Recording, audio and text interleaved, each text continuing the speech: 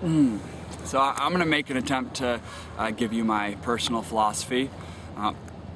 I spent a lot of time, on the internet and bookstores, so I know a lot about all this New Age religion going on and all the esoteric stuff that is, coming to light. I'm really interested in a lot of the Gnostic Gospels. I'm really interested in the Tree of Life, the Kabbalistic Tree of Life, and Kabbalah in general. But my personal philosophy, something I kind of came up with on my own, which just makes complete logical sense to me, and it's essentially the core question of why we exist, and that's because nothing doesn't exist. And if nothing doesn't exist, kind of the flip switch would be everything exists. And if everything exists, everything would have to be aware of itself for everything to exist. So nothing doesn't exist, and everything is consciousness. So that is the base substance of everything in the universe, is consciousness. You could call consciousness energy.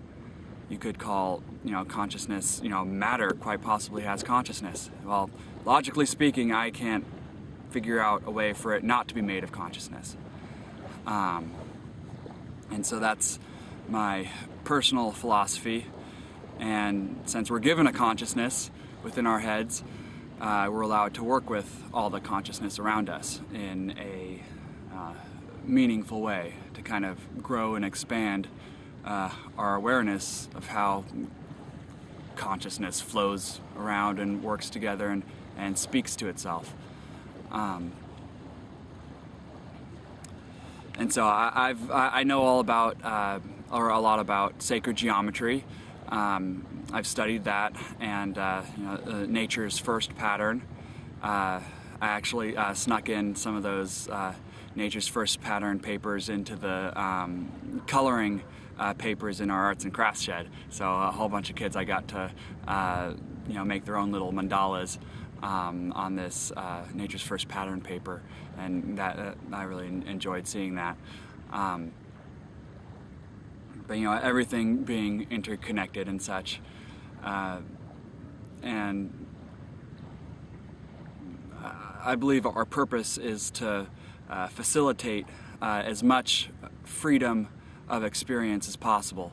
So the fact that at any moment, at any time, at any place, you can choose how you want to be, or how you want to feel, or what you want to do. And I feel we're called to make a situation where we can all be as free as humanly possible.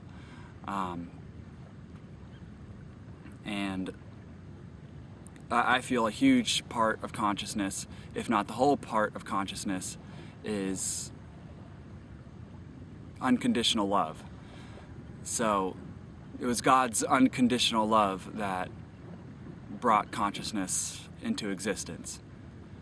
So starting at the fuzzy static pure energy of Ein Sof in Kabbalah, it was a love for this energy and this existence that God became the I Am. God gained awareness of this energy, and through love he created everything below it, everything below that pure consciousness of Keter.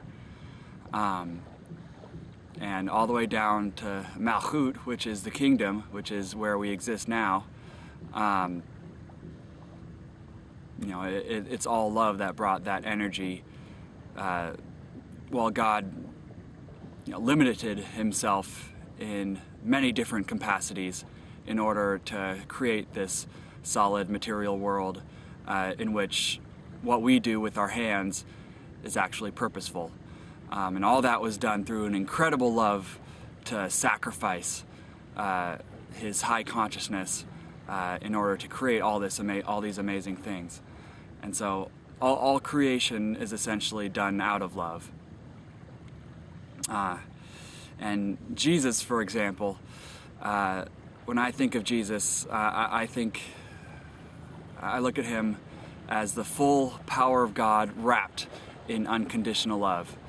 the skin of Jesus' body was made out of unconditional love, and all the inside was the pure, powerful light of God.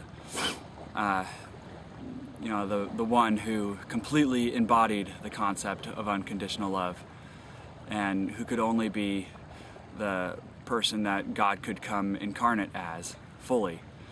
And the magical thing is, the degree to which we have unconditional love inside of us is the degree to which we can connect with Christ, which is the unconditional love for everything, anyone, all things, the water, the birds, all people, even your enemies.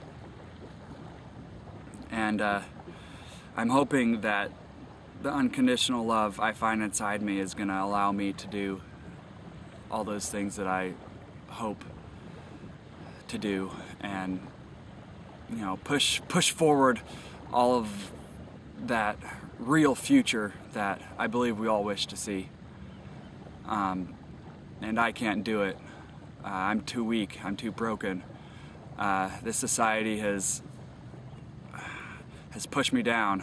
I have depersonalization disorder, and that is kind of an effect of your mind numbing itself to reality in order to, you know, essentially stay sane. All the pain and suffering that causes something like a catatonic state is kind of what depersonalization disorder is like. But because of that, I was able to think of a lot of crazy concepts, and because three-dimensional reality no longer feels the end-all be-all concreteness. My awareness of it is, you know, kind of floaty, kind of dreamlike. And so all of these concepts of, you know, a reality entirely made of consciousness can make a lot of sense to me, because even though through my deepest points of depersonalization, where I feel like I barely exist at all, I realize, oh my gosh, do I even exist at all? Wait, how do I even have the consciousness to question that? All that's left of me is consciousness. That's it. So there's a whole lot more to it, but that's kind of some of it in a nutshell.